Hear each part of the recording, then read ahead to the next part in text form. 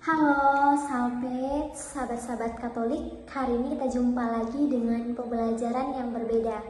Sebelumnya perkenalkan, nama saya Yohanila Yosi, saya dari kelas PKK 5 semester 6. Kali ini saya akan mengajak teman-teman untuk belajar bersama dalam katekese mengenai doa dan spiritualitas dengan tema doa akar kehidupan spiritualitas Katolik.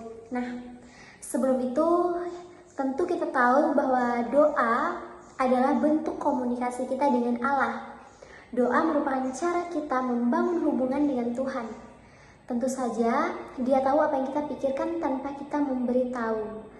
Nah, meski demikian, Dia ingin memberitahukan padanya bahwa kita berpaling padanya bukan hanya seminggu sekali, melainkan setiap hari, terus-menerus sepanjang hari. Itulah sebabnya Alkitab menasihati kita supaya kita tetap berjaga-jaga dalam hal berdoa. Itu dapat kita lihat dalam Kolose bab 4 ayat 2. Mengatakan bahwa bertekunlah dalam doa dan dalam pada itu berjaga-jagalah sambil mengucap syukur. Nah, Allah tidak ingin kita berdoa karena Dia membutuhkan kita, melainkan karena kita yang membutuhkan pertolongan Allah.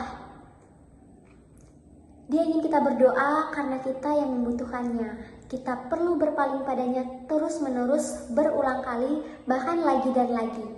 Itulah sebabnya kita perlu sekali untuk berdoa dengan sungguh-sungguh, bukan hanya sekedar ketika kita menginginkan sesuatu yang sangat kita inginkan, baru kita ada niat untuk berdoa. Bukan seperti itu, teman-teman.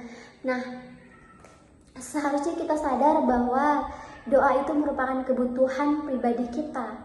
Kita merasa bahwa, kayaknya saya sangat membutuhkan ini, saya perlu berdoa lagi dan lagi, terus menerus tanpa berpaling dari Allah. Nah, itulah bentuk komitmen kita dalam menjalani hubungan dan relasi dengan Allah. Nah,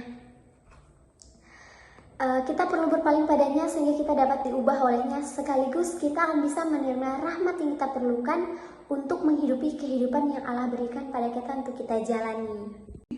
Nah, tanpa doa, keberanian dan kemurahan hati hanya khayalan belaka, seperti pemikiran yang menyenangkan tetapi tidak nyata. Jika kita tidak berdoa sebagaimana mestinya, mungkin kita belum memahami dengan jelas tentang sifat doa itu sendiri. Kerendahan hati merupakan kebajikan di mana kita memiliki pengetahuan atau citra yang kuat.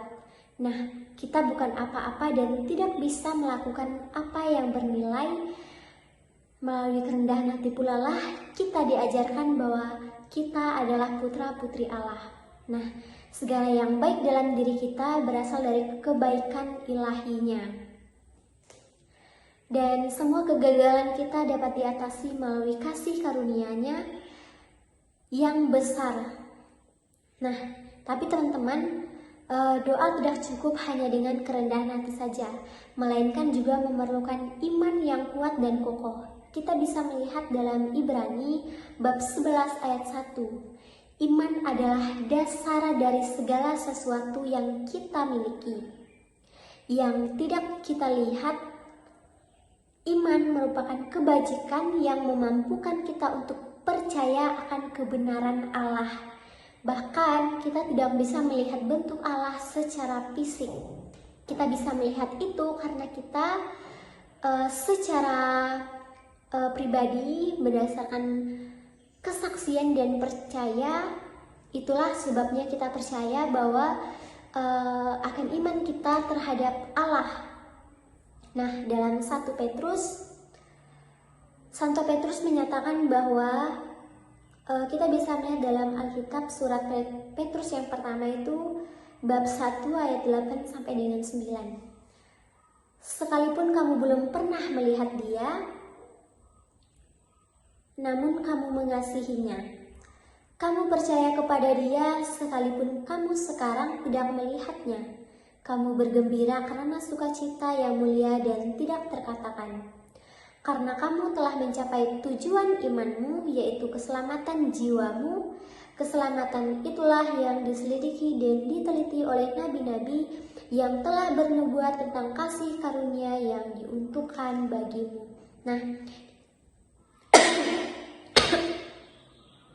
Nah teman-teman, kita bisa melihat sendiri bahwa dalam surat Petrus ini mengatakan bahwa sekalipun kita tidak dapat melihat wujud maupun bentuk fisik Allah secara nyata, tetapi karena kita bersuka cita dan karena kepercayaan kita itulah sebabnya kita percaya akan kasih karunia Allah yang ada dalam diri kita. Itulah bentuk spiritual kita dalam diri pribadi kita masing-masing. Nah, sekian pembelajaran katekesi kita hari ini. Semoga dengan pelajaran ini kita bisa semakin mengetahui akan iman kita, akan apa yang kita imani dalam diri pribadi kita masing-masing. Terima kasih.